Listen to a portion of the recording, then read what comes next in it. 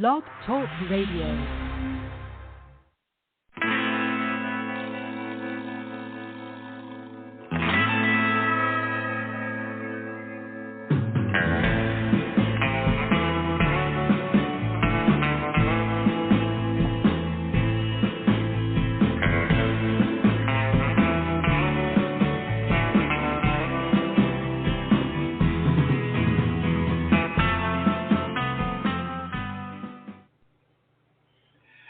Welcome to the show. This is the Pop Roxx Radio Talk Show. I'm your host, pop art painter Jamie Roxx, and this is the big show. You found it. I'm glad you did. Hey, it's World Radio Day today. Wow, how about that? Even digital radio. So, aren't we? We had to do a show, and we had to have one of my favorite people on for that show. Without further ado, I'd like to welcome back one of our returning guests, Mr. John Connor of John 3. John, how are you, man? For a Monday, I'm doing pretty good. Been, typical Monday, busy. Well, and when you take a typical Monday and then you have a release day on top of that, it just makes things that much busier. And then my mom brings by Brooke, my oldest niece, so Brooke's there, so I'm trying to get things done, and then my youngest niece, Kat, comes by, so my dad and I, we're trying to corral the two girls, and I'm trying to get things done, and just all these things are going on. So I would say it was a pretty typical release day Monday. Yep. I gotcha. Hey, how is the weather doing down there in Waco, Central Texas? All over the place. 2 weeks ago, we had the ice storm. It was not as bad as Snowvid back in 21, but it was enough to where we were like, if I ever see snow or ice or anything of that such, I'd be happy. And I think a lot of people agree with me. I mean, Jamie, I wouldn't mind moving down to Florida with you. I wouldn't mind. I realize y'all have hurricanes, and stuff like that, but it's just been kind of all over the place, and it's been kind of typical where it could be 80 one day and 30 the next. You really never – it's typical Texas winter weather. At least with summer, at least you know what you're getting. Hot, hotter, right. Hot, and so forth. But it's been crazy, yeah. In fact, that's why that my schedule's been kind of off, because – we were off for 3 days 2 weeks ago, and I'm still playing catch up on just stuff I need to do with work and music and lessons. And one of my students was like, "Hey, did you print off the new song we were working on?" I'm like, "No, I forgot." And just always something. always something. So always something. Oh, yes. I'm telling you. Yes. The other night, our neighbors, we have some neighbors. It's an elder lady, and she's raising her granddaughter, special needs girl, and they came over about 5:00. I hear a knock at the door. I'm like, uh-oh, what's going on? So I answered the door, and they're like, Jamie, we need help. I'm like, it's okay. What's happening? And she got a basketball hoop. She had one, and it had broke, and she got a new one, and they were trying to put it together. And this was Sunday. I had this was Saturday. I had Sunday all planned out. I said, okay, before the Super Bowl, this is what I got to do. I got to get this, and this done. And so, of course, I didn't say, no, I'm too busy. I said, let me go get the hoop. We'll bring it over here so I can work on it over here. And I figured it would take me, I don't know, like an hour. How hard could it be, Oh, my, it was an all-day thing. An all-day thing. It's one of those deals where it's like you look at the directions and they're crazy. But the first thing that you see is this is a two-person job. I'm a one-person person. But got it together. Except the very end, my wife had to come. She came home from work and needed her to hold the pole so we could attach the bass. But oh man. Oh wow. Yeah, one of those deals, and it was just one of those things. But I hear you, man. And it's weird because when I was younger, I never realized how regimented my days would get. And if you think about it, I don't know if you're like this. I'm like this. I know what I'm doing hour by hour usually. In the morning, I have a plan. I'm like, okay, we're going to do this. From 1 o'clock till 3, I'm working on this. From 3 to 5, I'm doing this. And that's a Monday. That's just a normal day, Oh yeah. Oh, and that's in fact, just how it is when you that. grow up. Yes. In fact, going back to the basketball analogy and building or putting something together, even if you have the instructions and you've got all the tools and everything laid out, always expect for something to go awry, and that's one thing that I've learned. One thing I've learned the hard way is never say, "Oh, this is going to be easy," especially with recording. See, I made that mistake when I recorded, what song was it? It was Hallelujah on my last album. And I was like, man, this is going to be so easy. And it was vocal-wise, like now the music wasn't bad, but the vocals, because on the choruses, I did a 5-part harmony. So it turned out to be one of the most difficult songs. So that's why that I've learned the hard way is never say, oh, it's going to be easy, and always expect something to take longer than you think it's going to. If you think it's going to take 1, it'll take 3. Yeah. Yep, absolutely. I have a door in our in my wife's guest room. I call it my wife's guest room. It's the house guest room, but it's really her extra room. She has a bunch of her stuff in there. Anyway, the door to that room didn't match the door to the bedroom, which was the main bedroom, which is right next to it. And so I got this door, and it's sitting in there. And the reason it's sitting in there, folks, is it's real not that challenging to hang an internal door. But I've done it enough times that just like John says, it should be a half-hour chore. It's going to be 3 hours. And I just had an extra 3 hours to throw at it, Yeah. And it throws the rest of your day off, or whatever. Because I'm like you. I'm very planning, oriented. I mean, I have all these notes of things that I need to get done. Like today, I mean, I had at least minimum 3 or 4 things I needed to get done, and all of a sudden it's 2 o'clock. I'm looking, it was almost 2 o'clock. I'm like, oh my gosh, I still got things to do. And then 3 orders came in. I had mail outs to do, and then here come my nieces, which I love spending time with. But it was just my day changed from what I had originally planned. Oh, absolutely. And that's just part of it, I mean, it's any youngsters out there, that's what you got to look forward to. That's all I'm saying. Just get ready, because that's how it's going to be. I don't know anybody tell you any different. It's always something to do, man. Always something. But it's it's just one of them things, and it's part of it and whatnot. Especially, you have to understand too. Not only is John a killer songwriter and singer, he like all of us, all have other things we do in addition to what we're doing, and that's all that means is there's more stuff to do it.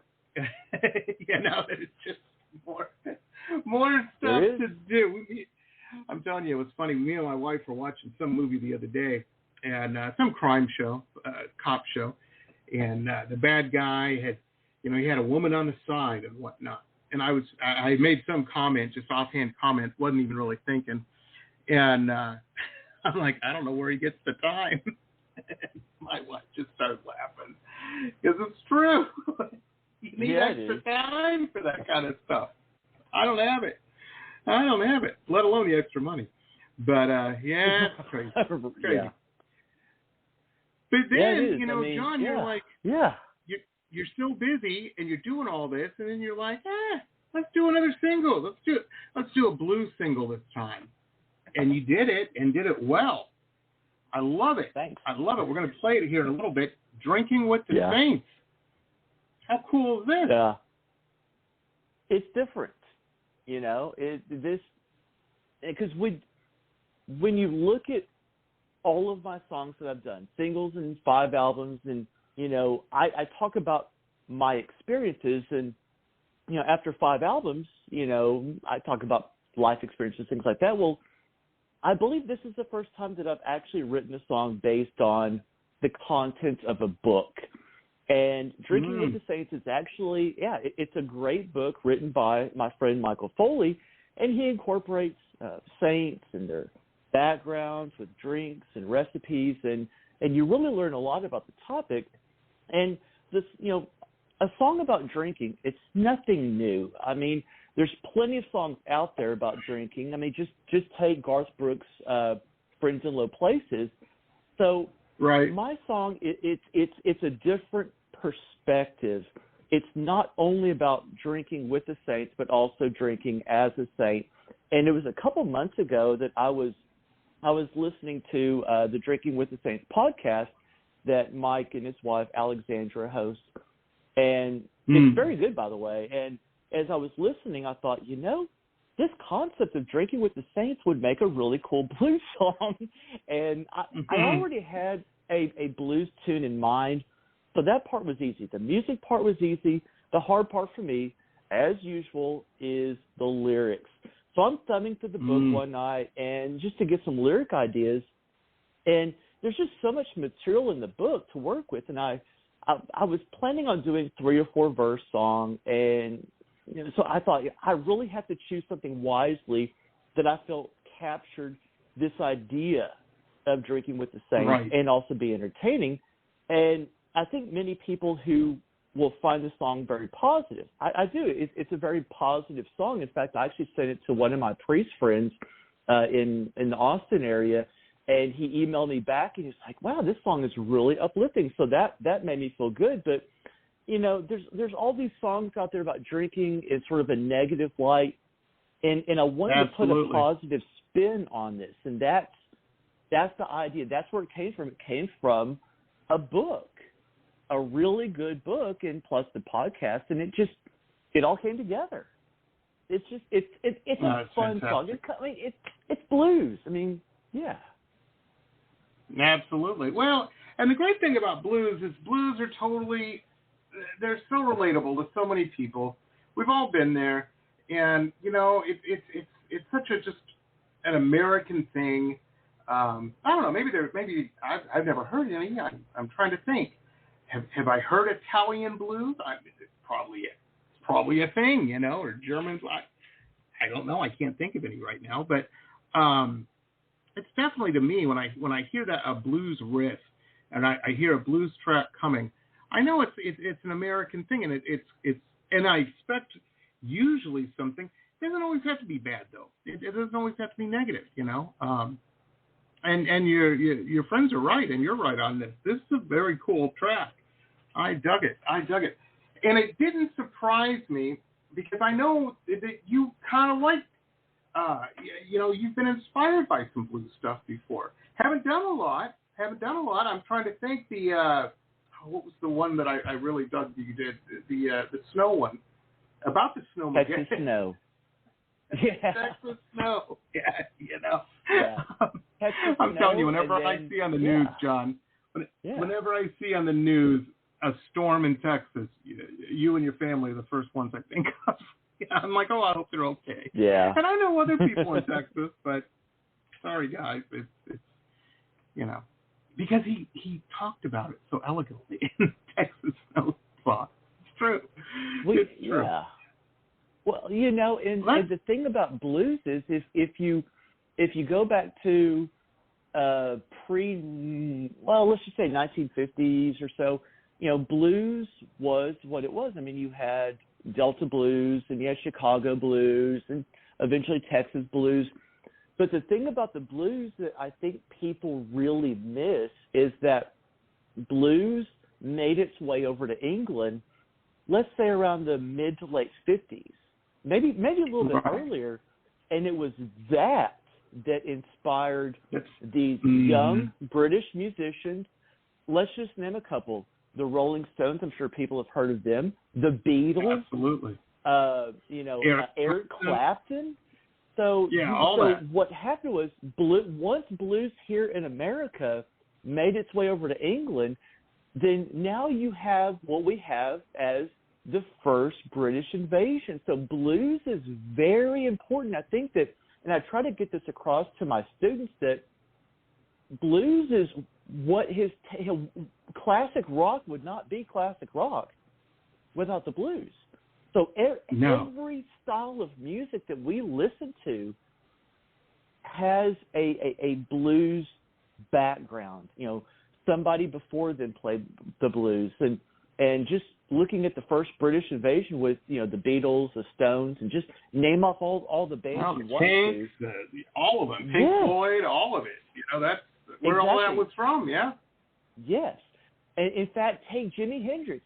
When he was here in the States in the early 60s, maybe late 50s, but early 60s, he was a nobody. Like, nobody paid any attention to him, but it was Keith Richards' girlfriend who talked him into coming over and playing in England right when the British invasion was starting to, like the British pop or the British rock was starting to get going.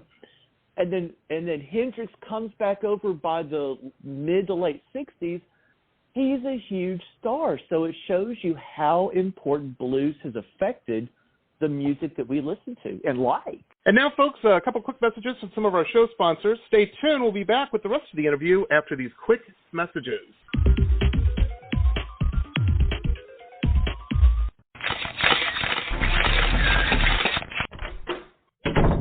Listen to this cool episode ad-free. If you're a VIP member, you can become one on my website, www.jamieroxx.us, www.jamieroxx.us. Hey rockers, this is Stacey Lane Wilson, author and editor of the Rock and Roll Nightmares book series. I have a new podcast that features interviews with musicians, artists, authors, filmmakers, and music historians. In Season 1, I interview Phil Toussaint from Ozzy Osbourne's band, Scott Crawford, the director of the Cream magazine documentary, Lisa S. Johnson, the award-winning author and photographer of the books 108 Rockstar Guitars and Immortal Axes, just to name a few. The Rock and Roll Nightmares podcast explores the dark and mysterious and sometimes funny side of music from the 60s, 70s, 80s, and beyond. Enjoy on RSS or anywhere you like to listen to podcasts. Glittering amethyst, energizing citrine, colorful fluorite, the other side of the sun, Earth's treasures brought to light. Since 1999, we have offered a unique collection of hand-selected minerals and gems for every budget, for novices, collectors, and healers. Visit www.tosots.com to view our wide selection of offerings and use coupon code ROXX, that's ROXX, for 10% off your first order. Remember, TOSOTS.com, Earth's treasures brought to light. Hi folks, Jamie Roxx here. Hey, if you're a big fan of cool historical books like me, then you're going to want to check out our newest show sponsor, Michelle Albion. Fantastic author. She's got some really interesting, cool books out that you're going to want to check out. I'm a big fan of all of these. The Florida Life of Thomas Edison, the Quotable Edison, Quotable Henry Ford, Quotable Eleanor Roosevelt, and, of course, the Quotable Amelia Earhart. Michelle's just very keen and very, very cool, and these are just very cool books. So check out her website. There's links to where you can pick these up on Amazon and Barnes & Noble, all over the place. MichelleAlbion.com, MichelleAlbion.com, MichelleAlbion.com. Very, very cool stuff. Check it out, folks. Oh, absolutely. You know, it's interesting. I was just talking to a friend of mine, a British friend of mine, and we were talking about being kids and music we were into and this and that. And, you know, it was interesting because where I grew up in Metro Detroit, everybody thought England was cool. Everybody wanted to get over to London, man. That's where things were happening. All these bands we liked, you know, were over there.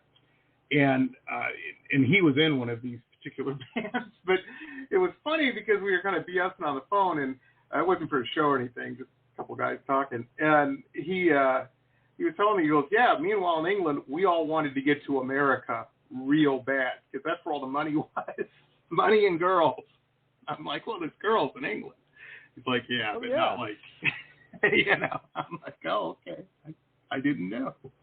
So I guess the grass is always greener, you know. The grass is always greener. It is. But yeah, you're absolutely right. The blues is what started it all, man. People don't, and I think you're right. I think a lot of young people, you know, don't realize that.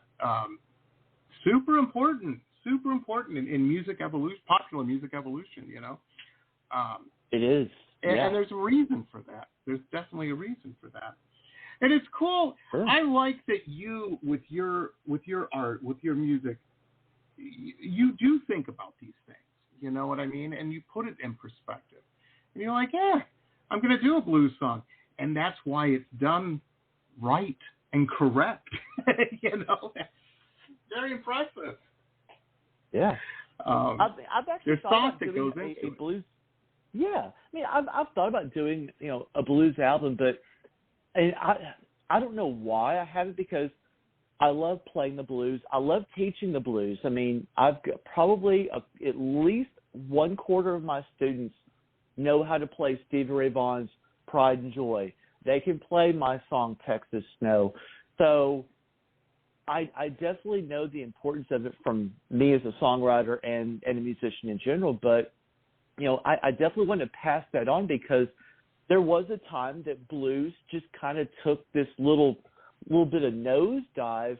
You know, jazz got popular back in the, you know, 30s and 40s, things like that. And all of a sudden, by the 50s, in fact, if you even look at when we look at rockabilly, you know, Elvis and, you know, the Big Bopper and Richie Valens, you know, they had a very blues-driven. So that was nothing new. It was just that it exploded with the first British invasion in the 60s, and from then on, I mean, you know, if you were to trace back, one of my favorite guitarists is Slash, and if you trace it back, you know, he you know, one of his favorite bands is Pink Floyd.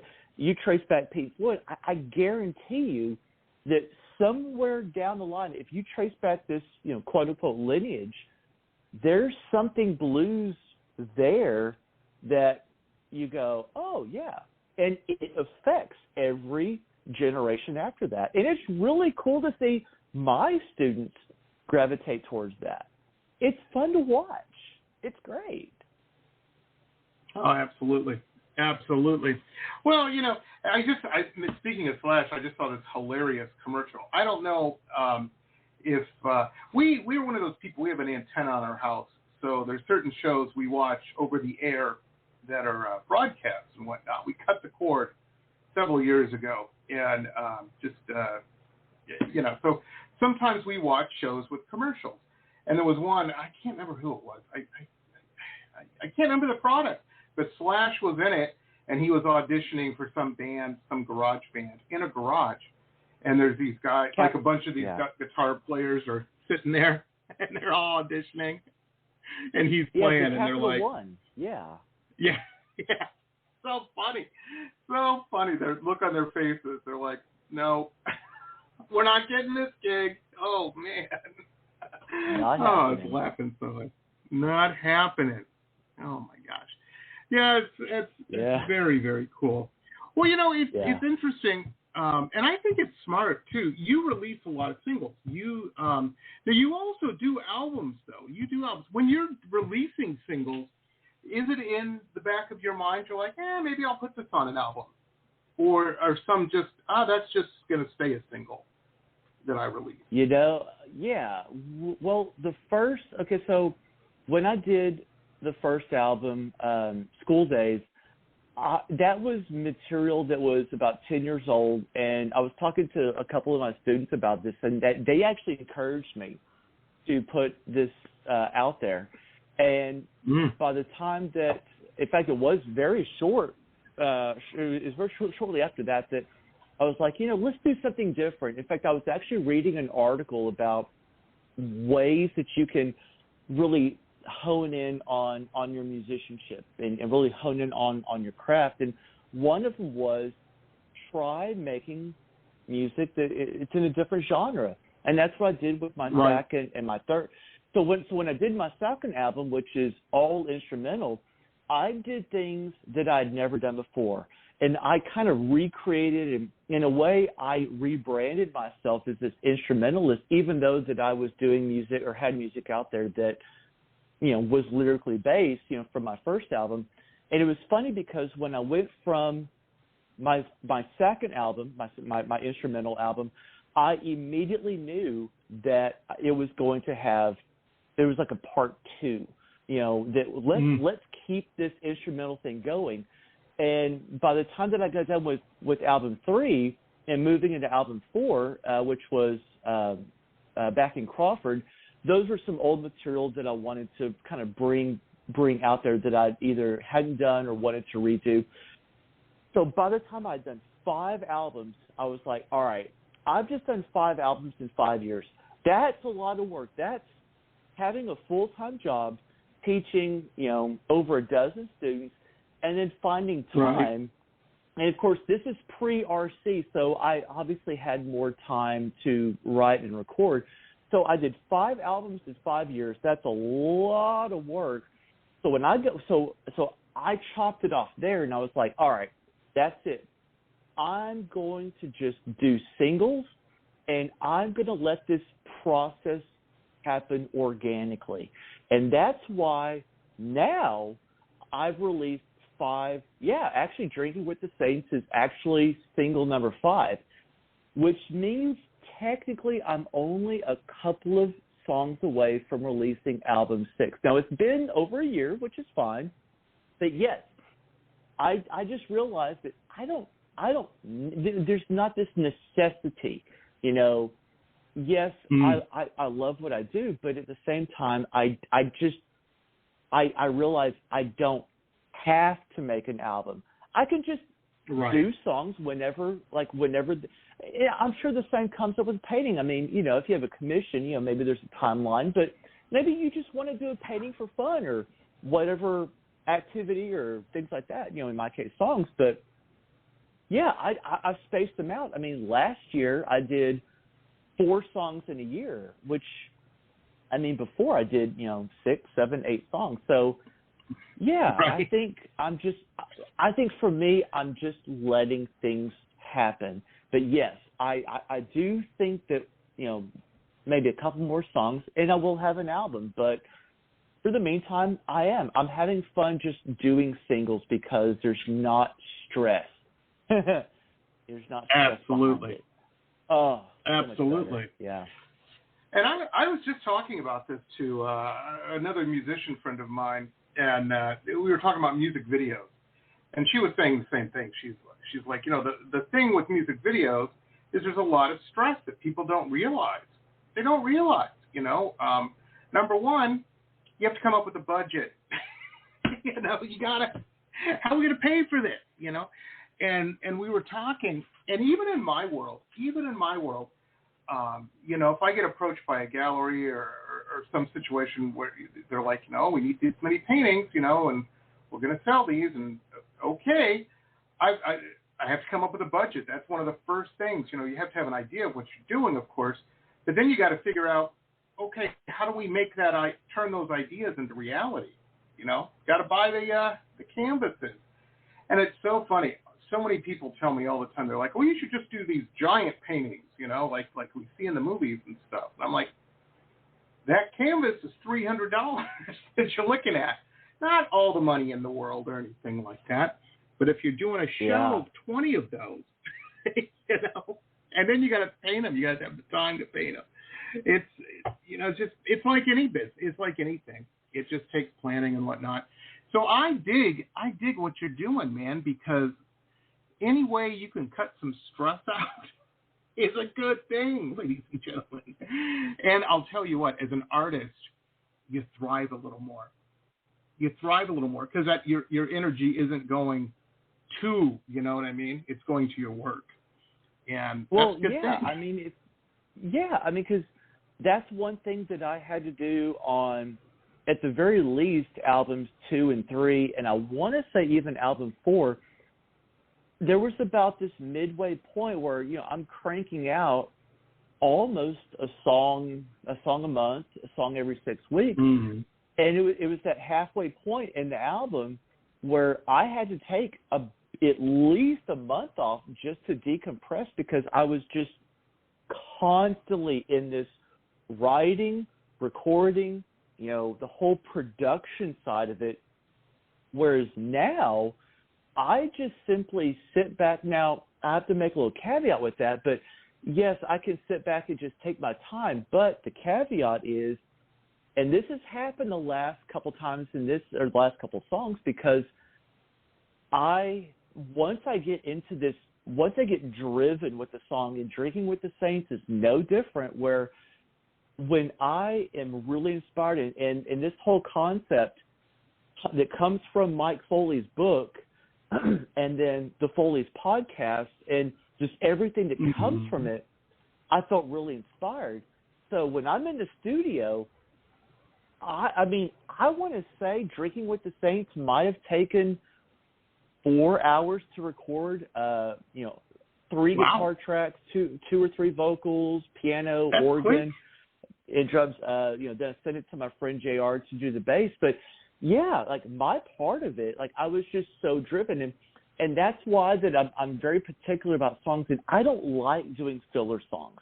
You know, when you see these bands that they'll do these 10 or 12 song albums, and they'll have a couple fillers. In fact, if you go back farther than that, usually you would have like 1 or 2 hits, maybe 2, and the rest were just and the whole filler. album. Yeah. Right. And you're I've bought many albums like that. Me too.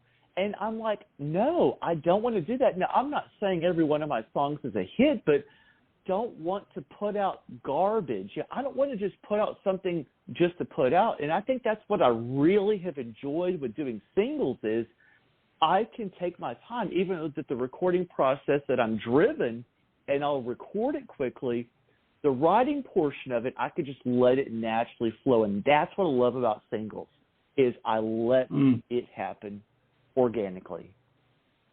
Absolutely. Well, it's great for the fans too, because it keeps new material out there, and it keeps that momentum going. You know, I think especially in the current pop culture that we live in, is there's a lot of short attention spans out there. You know, it's hard for a band or a musician to come back after 2 years. You know, you're almost starting from square one again. You know. Oh yeah. And that's the great thing about singles is you always have something going. There's always irons in the fire, and I think that's a good thing. It is. I'm glad that you mentioned specifically 2 years, because it usually takes about that time. I mean, if you're a band and whether you're doing it for a living or whether you're doing it part time, the point is that you're spending a lot of time either writing and or in the studio. And I mean, I'll say back in the day, but maybe even recently, that people will actually, and in fact, I watched several documentaries on Slash and Guns N' Roses, because that's where I learned my craft from was Slash. And I remember that they even mentioned that they would actually write songs. I'm sure many others were like that they would write songs in the studio, which means it's very, very expensive to do that. And the Beatles. If you watch their documentary called Get Back, I believe it's on Disney, and they're writing an entire album in the studio, and I'm just kind of blown away by this. But that's a very expensive way. Of course, independent artists cannot do that. So when you look at this process of, it's going to take about 2 years, maybe 3. That is a long time, and sometimes musicians they'll drop maybe a single or 2 just to kind of keep the fans stirred up. But that is a long time, because today we live in TikTok world, and it's a very short attention span, and that's why that. And it's not like what I'm doing is some magical formula. I just do it because I don't want to get PTSD and have anxiety and stress. I do it because I do it like you mentioned before, strike while the iron is hot, and that's what I've been doing. Mm-hmm. No, it's very true. It's very true. Even in my world, people all the time are like, oh, you put out eBay painting, or paintings will sell on eBay. They're usually not as expensive as big commissions and whatnot. And one of the reasons I do that is to generate new interest. New people see something, I'll paint a painting of James Dean or something, and James Dean collectors will come across that and say, oh, well, he did this. I wonder if he could do this, and then they email me, and the conversation starts, and, there's more business.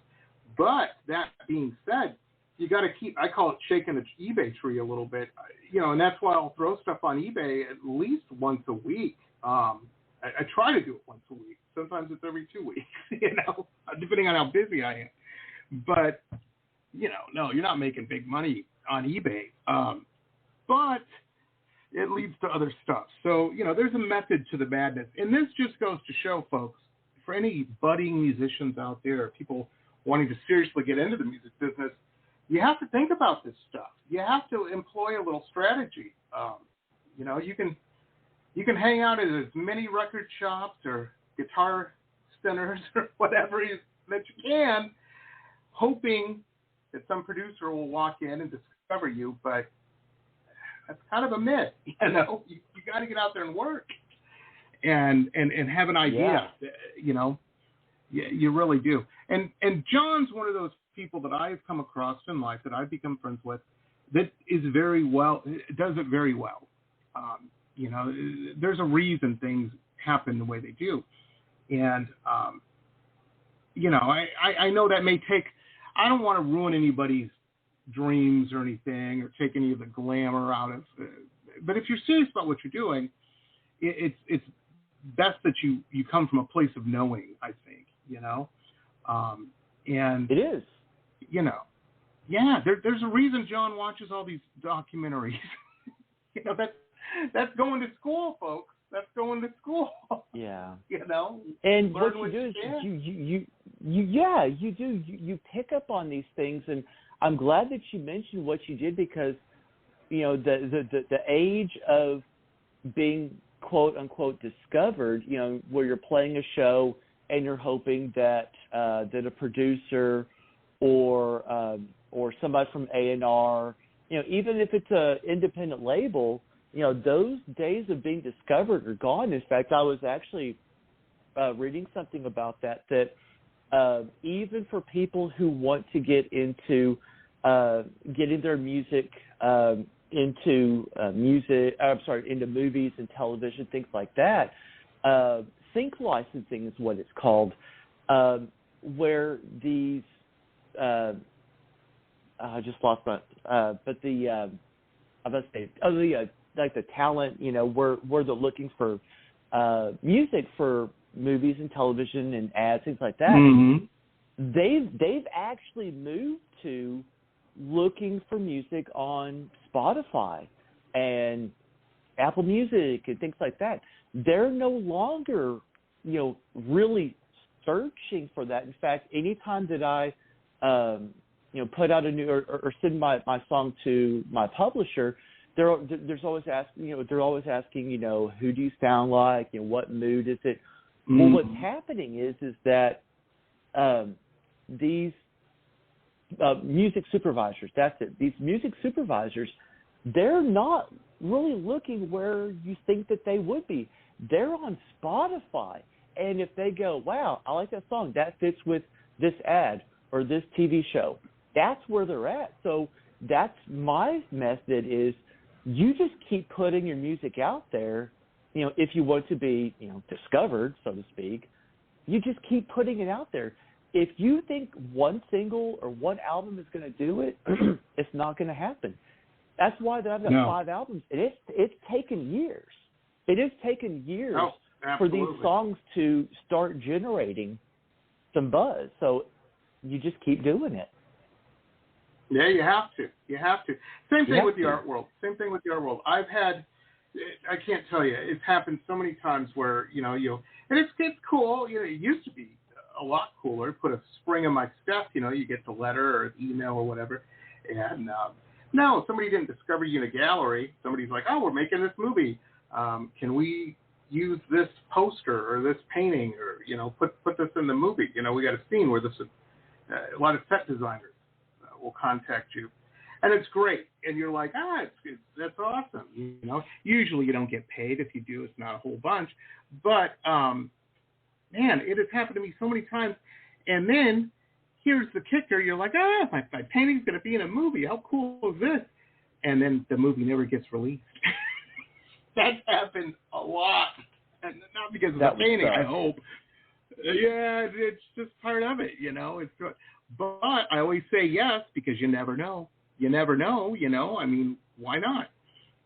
You're not giving up any rights to it or anything. You're just giving permission. But it's, it's if it does happen, well, that just increases. Someday on the Antiques Roadshow, somebody will say, oh, yeah, did you know this painting was in this movie? No, I don't know. One can hope. But, yeah, it's part of it. It's the sucky part of business. And in show, it's show business. That's part of it. You have to learn to be able to deal with these. The problem is 99% of artists and musicians and creative types, people in the creative world, hate that part of that side of it. And it's a shame because I see oftentimes people, missing opportunities or whatnot, and you never know. Sometimes there's that butterfly effect. Oh, I did this and it led to that and blah, blah, blah, It's happened to me, I'm sure it happens to everybody, Oh, yeah. It's just one of those things. Well, we've gotten far afield. The new track, we're going to play it here, is Drinking with the Saints. Now, John, you mentioned, I was not aware that there was a book. I got to get this book and hear the podcast. Who are your friends again that wrote the book and had the podcast and everything? Yeah, so definitely got to give them a shout out. We go to church together at St. Peter's here in Waco, and so Michael Foley, he's actually a professor at Baylor University, and he wrote this book a few years ago. So for people who like to come up with different recipes for cocktails and things like that, but they also want to learn about the history, the background of where these drinks came from, and especially for Catholics, Christians who want to know the background with the saints that are tied to this particular drink. It's very very, very fascinating. I mean, there's so much that I've learned. Absolutely. In fact, I'd say one of my favorite drinks from the book is the martini, which I believe that Mike and Alexandria like a good martini. We've had martinis together, so that's why I can say that. But the Drinking with the Saints podcast. So let's say that maybe you listen to the song, and this is kind of how it happens. It kind of unfolds where you listen to the song, and one of two things is going to happen. You're either going to say, well, okay, yeah, that's a catchy song. Okay, that's great. I mean, that's great for me. But at the same time, if somebody goes on the other end, they go, that's a catchy song, but I'd also like to learn more about this whole idea of Drinking with the Saints. Well, first off, I would recommend their podcast. Mike and Alexandra host it. I believe it's weekly. I have to double check. But you can go on the Apple Podcast or iTunes Podcast, and you can just type in Drinking with the Saints, and you can find it. So check out their podcast first, and just kind of just learn about it. It's very entertaining. And you learn a lot. I think it's a 30-minute or it's an hour podcast. I think it's a 30-minute podcast.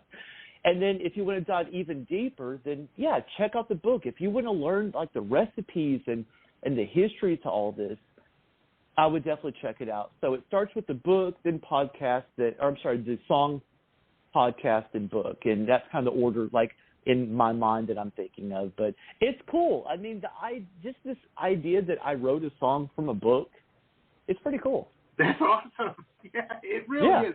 I'll tell you, I am not, and you know me, John, I am not an overly religious type person, never have been, but a lot of people think that I am, and they think I'm much more churchy, I suppose is the term, than I actually am, because every day on my blog, I'll usually put whatever saint of the day it is.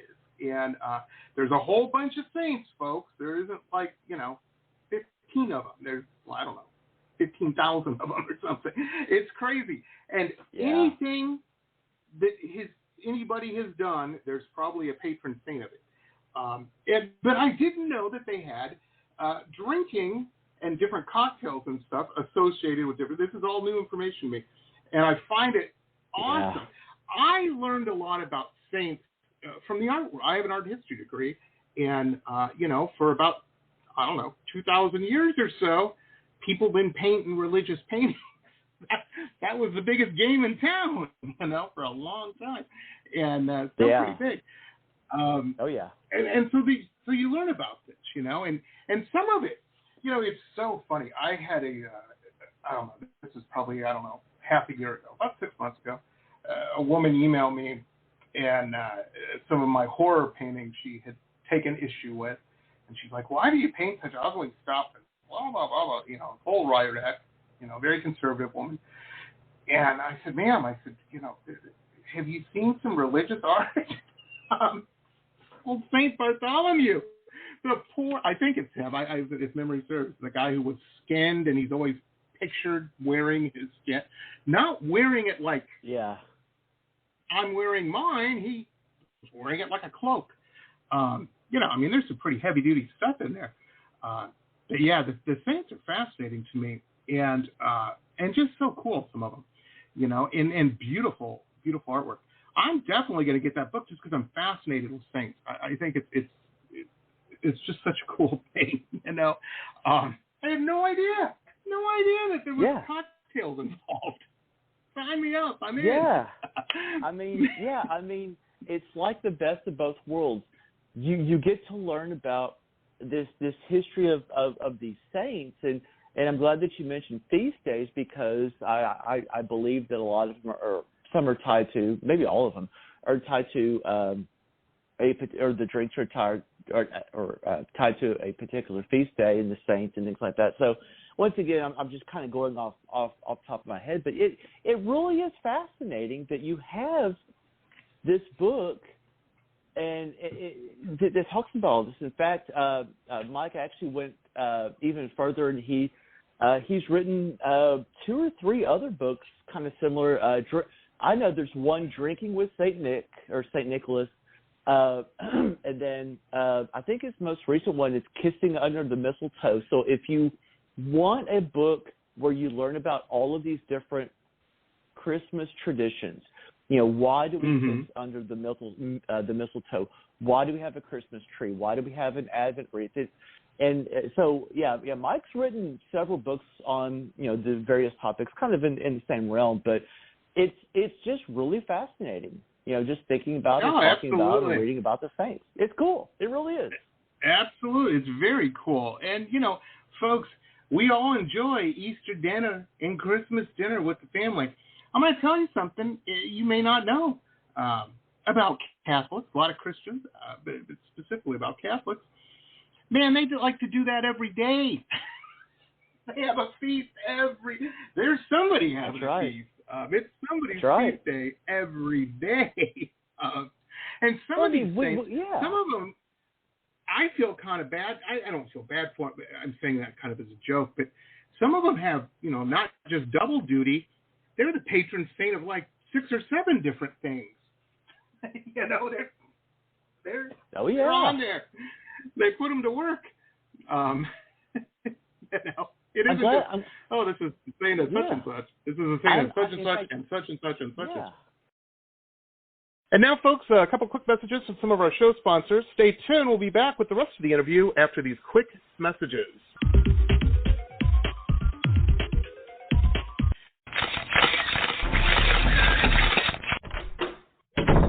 Listen to this cool episode ad-free.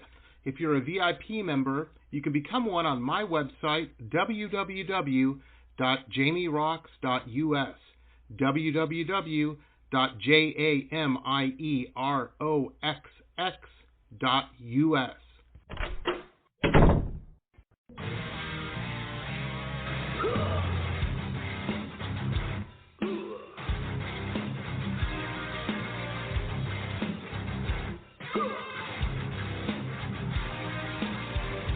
Metal Babe Mayhem is more than just an online store.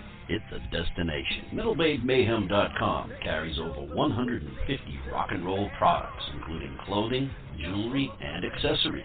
Metal Babe Mayhem also offers shrine clothing and alchemy gothic jewelry. In addition, Metal Babe Mayhem founder Allison Metal Babe Cohen is a rock and roll journalist who supports local and national artists with rockin' reviews, interviews, playlists, networking, and more. Metal Babe Mayhem is taking over the world, one shirt at a time.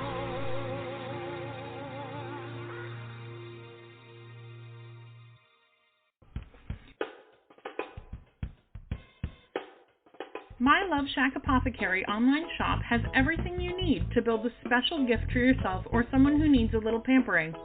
I hand make all of the products in small batches using only plant-based ingredients and therapeutic-grade essential oils.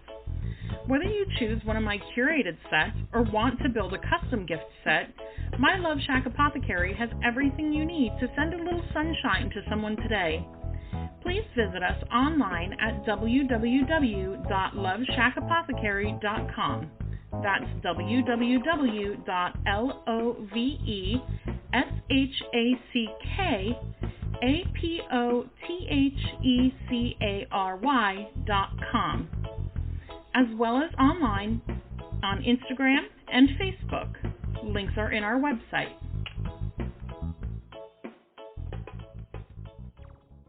Support for this podcast comes from the University of Texas MD Anderson Cancer Center, ranked one of the top cancer centers in the nation for the last 27 years. The doctors at MD Anderson treat more rare cancers in a single day than many physicians see in a lifetime, and treatment plans are tailored to an individual patient's needs, allowing more comprehensive and thorough care. To become a patient, please visit makingcancerhistory.com. Aloha. If you have stress in your life or even anxiety and panic, I want to invite you to the Anxiety Coaches Podcast for a way out.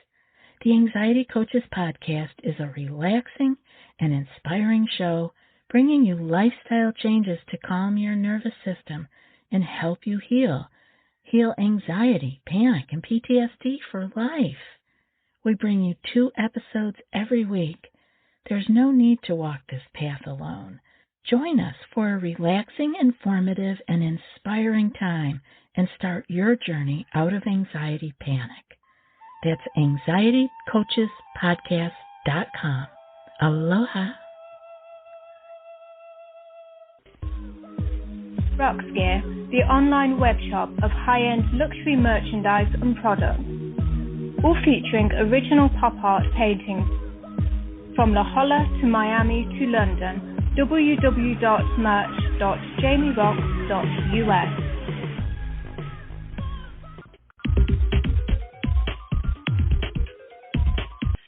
It's crazy.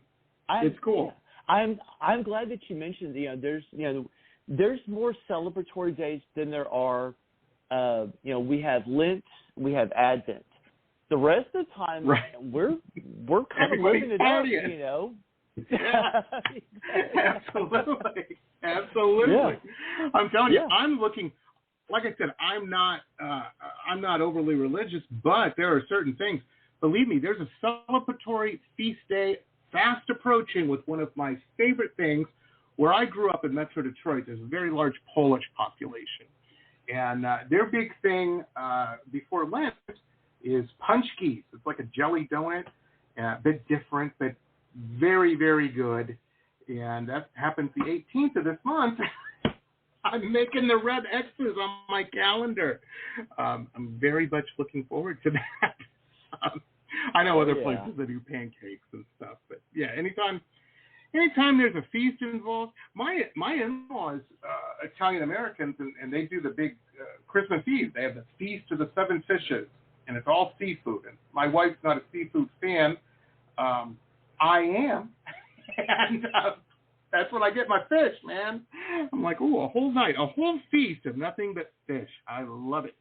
Sign me up, baby. Sign me up. Oh, yeah. Yeah. So I don't know, hopefully, when I'm standing before St. Peter, he'll say, you know what? He celebrated enough feasts. We're going to let him in. He's a good guy. Bring him on. He fixed that girl's basketball hoop. Come on. That's right. No, I'm kidding. That's right. I'm joking. Charity. I don't mean to be blasphemous or sacrilegious or anything like that. I hope no one's taking it that way. But it's charity. Yeah, you got to do it. And that's the thing too, is doing any kind of charity. I'm glad you mentioned that. There's no better feeling in the world when you help somebody out. When you can do what you can, makes me feel real good. I'm just telling you my experience. That's why you do it. It's do what you can. Yeah, you might get some points somewhere, but who's keeping score? I'm not keeping score. I'm too busy. My days are too busy for that. Just try to do it and hope it works out. That's my advice. Oh yeah. Anyhow,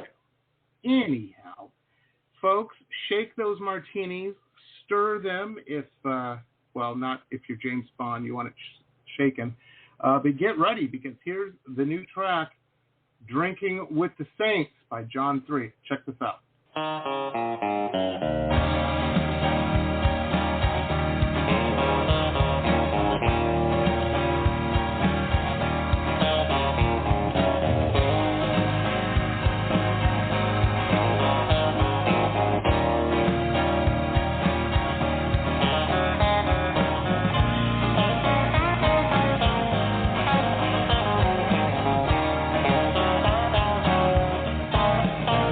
In the days of old, there